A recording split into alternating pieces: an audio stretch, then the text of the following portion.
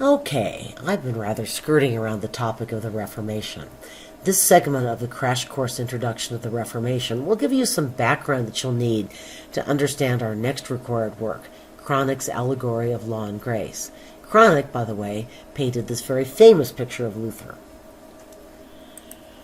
So we just saw one of Cranach's many portraits of Martin Luther. Cranach was a close friend of Luther's, best man, in fact, at his wedding, and his art played a major role in publicizing and popularizing Luther's ideas.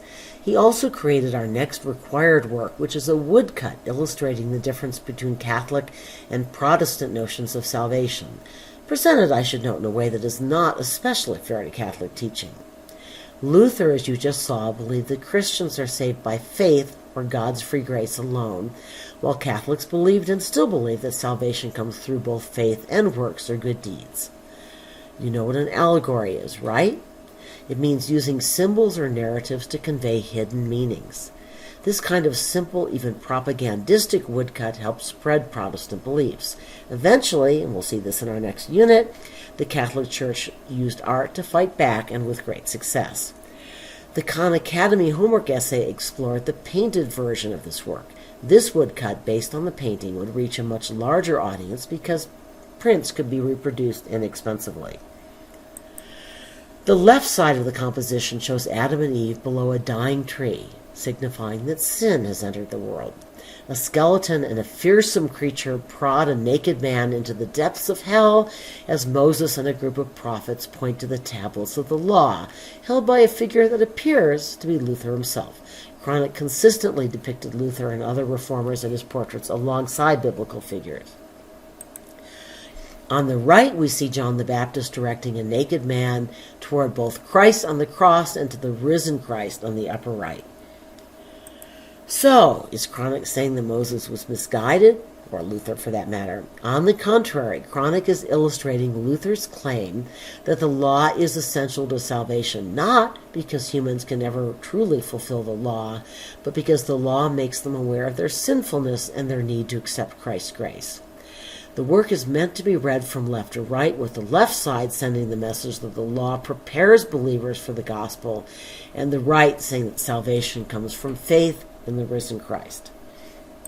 There are many variations of this work, by the way. Here's the Steenberg altarpiece, also by Cranach. Note the predella includes a dramatic Last Supper. You should be aware that not all Protestants shared Durer's or Cranach's willingness to employ art in defense of Protestant theology. Radical Protestants found all images idolatrous, and they often destroyed great works of art in a fit of religious zeal. This painting depicts radical Protestants looting Zurich churches in 1562. You may remember the image of Byzantine iconoclasm from Unit 5. You need to know that term, iconoclasm, and it has not disappeared. We'll end this unit in what would become the Netherlands, but at this point is part of Flanders and the Holy Roman Empire. The Netherlands were an epicenter for religious debates and then religious wars that broke out across Europe in the 16th century. Stay tuned. To add to the turmoil, Flanders and Holland were now ruled by the Habsburg family. First, the Holy Roman Emperor Charles V, the ruler who called Luther to appear at the Diet of Worms, and then his son, Philip II of Spain, who was the political leader of the Counter-Reformation. In 1550, Charles V passed the Edict of Blood, which made Protestantism punishable by death. But Charles didn't really enforce this edict. He was too busy fighting France to bother with pesky Lutherans. His son was quite another matter. Philip II, who now ruled the Netherlands, started enforcing the Edict of Blood in the 1560s, just as Calvinism and Anabaptism, which was an even stricter and more radical form of Protestantism, were taking hold in the Netherlands. And bloody indeed the religious warfare became. But even as they suffered under persecution and war, the Low Countries prospered as the center of the European economy moved toward the Atlantic. This was the period when the Netherlands replaced Italy as the banking and commercial center of Europe. So you have this complicated mix of growing wealth and burgeoning religious struggle with recurrences of the plague and the onset of the Little Ice Age thrown in to make life even more difficult. I want you to keep this political, economic, and religious context in mind as we glance briefly at the art of Hieronymus Bosch and then focus on Pieter Bruegel.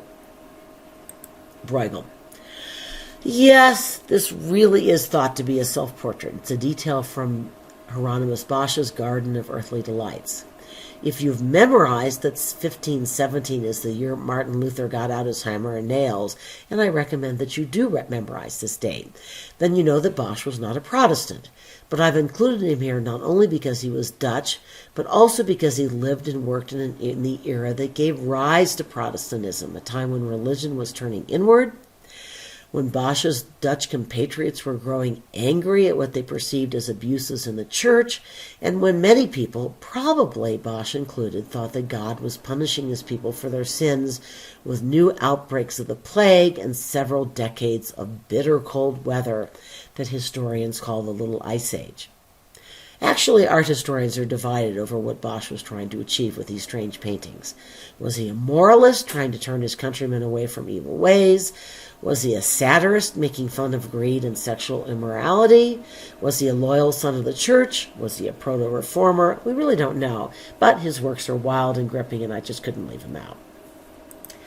Oh, I'd love to linger on Bosch, but we need to get on to our final artist of this unit and one of my own personal favorite painters. Bruegel was a master of what art historians call genre painting, that is, paintings of ordinary life. That's another term you need to know. He was, in fact, sometimes referred to as Bruegel the Peasant. Here's one of his famous paintings of peasant activities, and here's another. But actually, Bruegel wasn't a peasant. He came from a wealthy family, and he had a humanist education. But his paintings do capture the everyday life of ordinary people. They also capture a world beset by religious conflict and war. Where did he stand in these great conflicts? Well, again, historians just don't know. They don't know about his religious affiliation, whether he remained a loyal Catholic, whether he was attracted to one of the many Protestant churches that came to dominate Holland. We do know that he thought deeply about religion and that he hated the violence that was tearing his country apart. So here's your required work, and again, a real favorite of mine. Before we watch a video clip about this work, let's hear your reactions to its form. How does Bruegel use line and color? How does he establish depth and perspective? Well, I hope you took some time to come up with your own answers to these questions. Here are some comments posed by an amateur art historian who's actually a law professor. What can I say? I have a soft spot for law professors who love art. So here's what the fellow had to say. Hunters first captivates through its power of form. The diagonal sweep from the hunters on a hill in the foreground, sloping to a populated valley bounded by mountains in the distance, propels us through a vast space demarcated by different shades of snow and ice and suspends us above it. A line of bare trees accentuates the direction of sight, in other words, creates line, and the winding river extends our gaze. The use of perspective as a window into a widening space marks this work as a painting of the Renaissance. Bruegel was born in the 1520s when knowledge of revolutionary developments in Italian art was spreading to the Netherlands. Bruegel's marriage of the formal innovations of the South with the more bourgeois sensibilities of the North, that is, bourgeois middle class, created a new and distinctive style. So here are some details from the paintings. Remember, Bruegel is all about details. I love to stand close to Bruegel paintings, so close that I've been known to set off alarms and frighten security guards. But I wanted you to see some of these beautifully rendered little moments of ordinary lives. So here are a few more comments from the same amateur art historian. Through Bruegel's gimlet eye, that is his very perceptive eye, we see how the hunter's spear doubles as a rod to bring home the game. The lean bodies of the hounds recall generations of breeding for speed. He continues, but Bruegel is not content with setting up the opposition of natural elements. Highlighted too is the juxtaposition of work with the play juxtaposition of work with play and age with youth. In the foreground, the hunters slog through the snow and the innkeepers bend over and open fire. In the background, we see the younger, carefree skaters on ice. And one last comment from this source. Despite the meager haul of the hunters, the glow of the fire, and the frolicking of the skaters, celebrating a world of relative contentment, even joy, Bruegel nevertheless offers one more sobering dichotomy. A single dark bird, almost certainly a crow or a raven, soars above these snowy scenes in the gloaming.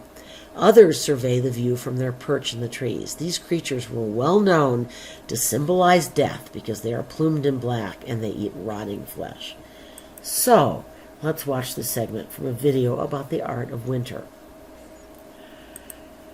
You may not have time, but if you do, I'd like to close with a work that does not tend to show up in art history textbooks. It's not as fun as peasant activities, or even as fun as weary hunters tromping through the snow. Instead, this painting captures Bruegel's vivid and pessimistic vision of the religion wars that were tearing the Netherlands apart. I will flash a few more details from this wonderful, terrible painting.